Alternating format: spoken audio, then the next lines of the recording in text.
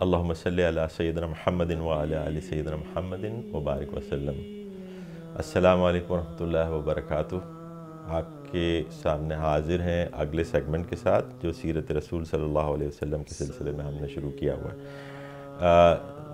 آخری بات جو پچھلے سیگمنٹ میں ہوئی تھی وہ یہ ہوئی تھی کہ آپ صلی اللہ علیہ وسلم کو مبعوث کیا، اللہ تعالیٰ نے ان کو یہ پیغمبری دی اور ان کو مبعوث کیا کس علاقے میں؟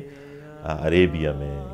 یا مکے میں آپ کی پیدائش ہوئی اور وہیں پہ آپ کو نبوت ملی۔ تو ہم اب اس سیگمنٹ میں یہ چیز دیکھ لیتے ہیں کہ اللہ تعالیٰ کے جو کام ہوتے ہیں، جیسے ہم بار بار یہ کہتے ہیں کہ اللہ تعالیٰ نے جو ہے جو کرسچنز ہیں ان کے یہاں تو ایک یہ تصور ہے نا، اللہ تعالیٰ نے 6 دن بہت محنت کی اس کائنات کو بنایا اور 7ویں دن اس نے آرام کیا۔ اللہ تعالیٰ کو آرام کی ضرورت نہیں ہے۔ اللہ تعالیٰ از ناٹ لائک اس، وہ کوئی انسان نہیں ہے، نہ وہ آرام کرتا ہے، نہ وہ یہ دنیا بنا کے کہیں اور چلا گیا اور اس نے سب کچھ چھوڑ دیا کہ جو کچھ کرتے پھرو۔ تو وہ اس کا اپنا انٹرونشن ہوتا رہتا ہے چیزوں کے اندر، وہ کریکشن کرتا رہتا ہے، ایک حد سے آگے چیزوں کو نہیں بڑھنے دیتا، ظلم کو نہیں بڑھنے دیتا۔ اسے چیزیں یہ پسند نہیں ہیں کہ انسانوں کے درمیان بہت ایک حد سے چیزیں آگے بڑھے۔ تو اب رسول اللہ صلی اللہ علیہ وسلم کی بعثت جو ہوئی اس کے پیچھے ہم یہ کہہ رہے ہیں کہ اللہ تعالیٰ نے جو کچھ بھی کیا آپ صلی اللہ علیہ وسلم کی کو نبی بنانے کے حوالے سے اس کے پیچھے بڑی حکمتیں ہیں، اور ان حکمتوں کو ہم 2-3 کو ہم اس سیگمنٹ میں ہم دیکھ سکیں گے۔ مثال کے طور پہ پہلی بات ہم یہ دیکھتے ہیں کہ آپ صلی اللہ علیہ وسلم کو عربیہ کے اندر اور اس خطے کے اندر مبعوث کرنے کے، وہاں پہ ان کو نبی بنانے کی کیا حکمت تھی؟ حکمت یہ تھی کہ اس وقت کی جو سمجھیں کہ نون ورلڈ تھی، جو جہاں پہ لوگ زیادہ تعداد میں، جو میٹروپولس جو سٹیز جو تھے، یہ جو جگہ ہے مکے کی اس زمانے کے حساب سے، اس زمانے کی دنیا کے حساب سے یہ اس کا سینٹر بنتا ہے۔ اس زمانے کی دنیا کے حساب سے آپ دیکھ لیں کہ اس میں ایک تو سینٹر بنتا ہے، اور سینٹر بننے کی وجہ سے وہاں سے لوگوں کا آنا جانا تھا۔ ایک طرف افریقہ کے کچھ جگہیں تھیں، ابسینیا اور افریقہ کے اندر جو لوگ آباد تھے، دوسری طرف جیروسلم، اور اس سے آگے یہ جو شام کا اور رومنس کا علاقہ تھا یہ تھا،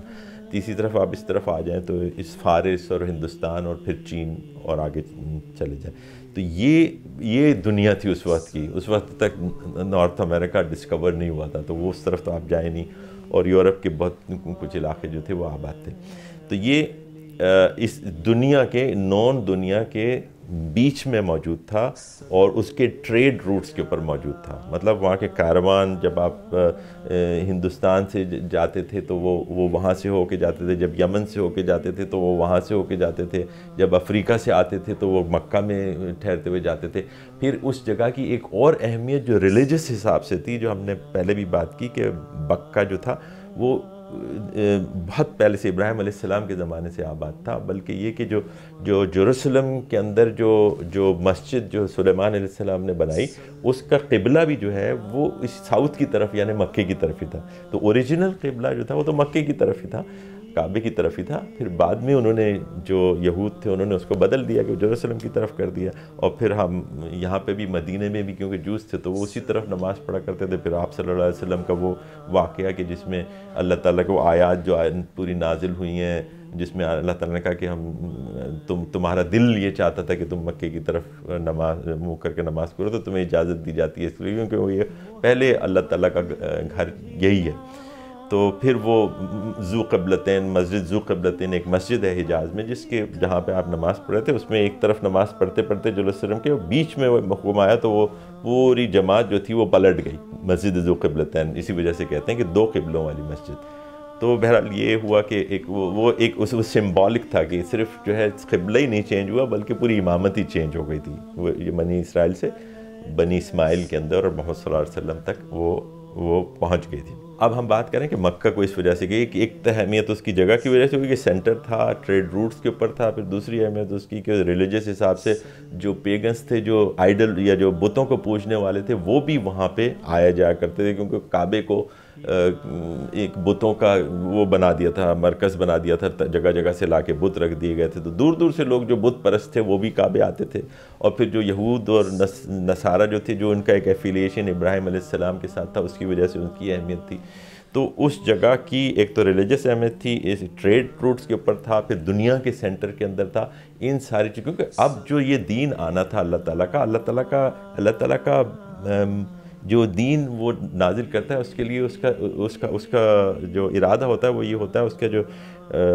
وہ چاہتا یہ ہے کہ اس کی دعوت لوگوں تک پہنچے. اور ہم نے کہا کہ بنی اسرائیل سے جو اس نے لے لی امامت، اس میں ایک وجہ یہ تھی کہ اس نے دعوت کو محدود کر دیا تھا،